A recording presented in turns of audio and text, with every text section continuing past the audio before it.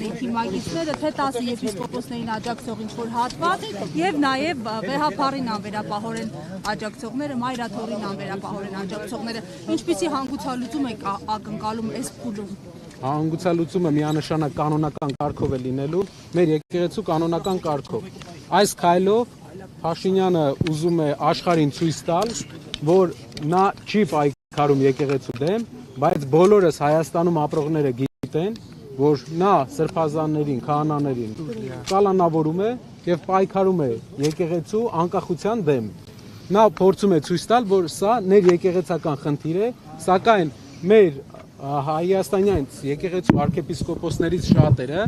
որոնց ինչ որ աշխարհիկ թուլություններ են ունեցել, շղթայվել են իշխող ուժի եւ ուժայինների կողմից։ Հաշումների տակ են այսինքն։ Ես վստահ եմ։ Ես վստահ եմ։ Ամենտեսումները Բագրատ Սրբազանի դեպքում Այ դա շատ կարևոր է մեր հանրության համար, որ պարզ լինի, պատկերացրեք ինչքան մենք ամուր սրբազաններ ունենք, ինչքան մաքուր կյանքով ապրող սրբազաններ ունենք, որ անգամ այս կոմպրոմատների դարաշրջանում ոչ մի կոմպրոմատ չաշխատեց, ոչ Միքայել Սրբազանի դեմ, ոչ մի բան չկարողացան մեր սրբազանների դեմ գտնեին։ Դա ցույց է տալիս, որ մեր եկեղեցում կան շատ խորքային հավատքով մարդիկ, ովքեր պաշտպանում են բոլոր կանոնական կարգերը։ Երբ որ հայտնի դարձավ ինչի համար, որովհետև նիկոլականների խմբակել կա, փոքրիկ կամ ես չգիտեմ, իրանցից էլ մարդիկ կան այստեղ հավաքված, պետական աշխատողներ, այ օրինակ Ճիշտ որ ասեմ, չնկատեցինք իրանց։ Հա, չնկատեցինք իրանց։ Ոչ, բախումները դա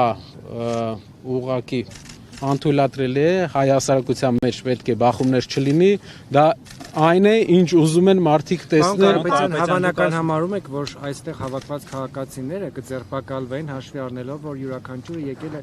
մասնակցելու եկեղեցու պաշտպանությանը, գրեթե նույն հայտարարությամբ ձերբակալվեց Սամվել Կարապետյանը։ Բոլորս եկել ենք մասնակցելու եկեղեցու պաշտպանությանը։ Կարծում եմ չենք ձերբակալվելու։ Պարոն Կարապետյան, ներողություն։ Գիտեք, որ